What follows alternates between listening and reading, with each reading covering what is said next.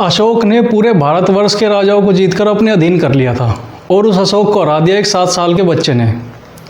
जो अशोक अपने 99 भाइयों की हत्या कर राजा बना था, जो अशोक कलिंग युद्ध में 1 लाख से ज़्यादा लोगों की हत्या करवा देता है और 1.5 लाख से ज़्यादा लोगों को बंदी बना लेता है, उस अशोक के हथियार छुड़वा दिए एक 7 साल के बच्चे ने। दरअसल अशोक अपने पिता बिंदुसार का वास्तविक उत्तराधिकारी नहीं होता।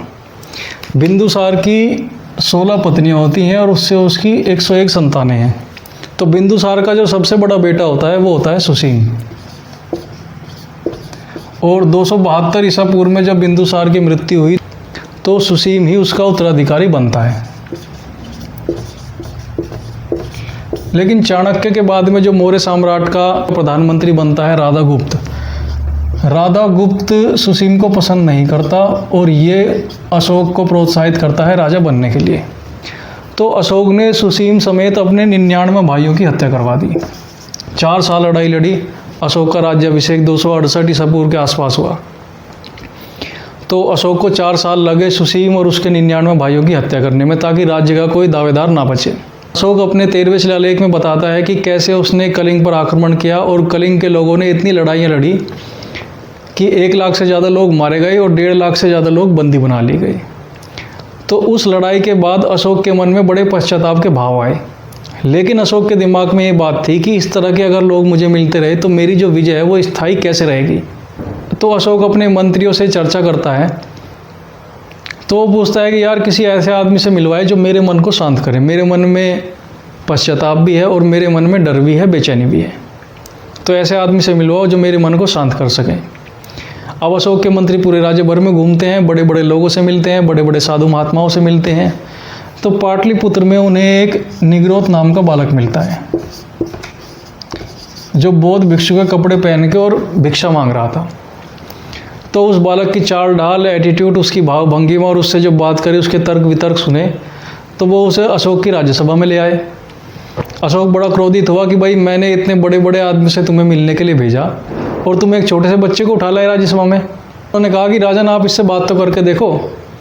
तो अशोक कहता है कि भाई ठीक है बालक, तुम मुझे अमरता का वरदान बताओ, मैं कैसे अमर बन सकता हूँ।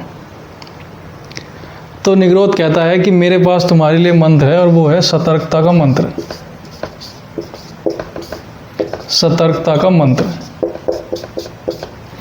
निग्रोध कहता है कि राजा के साथ एक ही नियम है कि जब तक तुम सतर्क रहोगे तो तुम जिंदा रहोगे, अगर सतर्कता हट जाएगी तो तुम्हें मार दिया जाएगा। सतर्कता ही तुम्हारे लिए अमरता का वरदान है राजन। अशोक थोड़ा प्रभावित हुआ। अशोक अब अपने मन की असली बात पूछेगा। अशोक कहता है कि भाई ठीक है, तो तुम ये बताओ कि मेरे राज्य की जो विजय है वो स्थायी कैसे रह सकती है। कभी मेरे इस क्षेत्र में विद्रोह हो जाते हैं, कभी इस क्षेत्र में विद्रोह हो जाते हैं, मेरी जो ये विजय है ये स्थायी कैसे रहेगी। तो फिर उसे बताता है कि आपके लिए मेरे पास 3 मंत्र है राजा। कौन से 3 मंत्र हैं? वो है करुणा, प्रेम और अहिंसा। निग्रोध कहता है कि आप अपने राज्य की जनता के साथ करुणा से पेश आओ, प्रेम से व्यवहार करो और अहिंसा के साथ ही उनसे डील करो। ये बताता है कि तलवार के बल पर केवल तुम एक बार जीत सकते हो। तुम्हें जीत को अगर स्थायी बनाना है तो ये 3 मंत्र तुम्हारे लिए है राजा। तो अशोक इस बात से बहुत प्रभावित हुआ और वो पूछता है कि अपना परिचय तो दो भाई। तो तब निग्रोध उसे बताता है कि मैं आपके बड़े भाई सुसीम का पुत्र हूँ जिसकी हत्या करके आप राजा बने हो। अशोक उठता है और उसे गले लगा लेता है और उसके हाथ पैर चूमने लगता है। साथियों, आप अशोक की अब मनोस्थिति के बारे में सोच सकते हो। और अशोक को इतना आश्चर्य और इतना पश्चाताप हुआ। उसे ये देख के आश्चर्य हुआ कि जिस बालक के साथ इतना गलत हुआ। निग्रोध उसे बताता है कि मेरे पिता की मृत्यु के बाद मेरी माँ ने मुझे बौद्ध संघ में भेज दिया ताकि मेरी जान बची रहे। और अशोक को इतना पश्चाताप हुआ और इतना ग्लानि उसे महसूस हुई कि उसी दिन से उसने हथियार छोड़ दिए। उसके आगे उसने कोई लड़ाई नहीं लड़ी।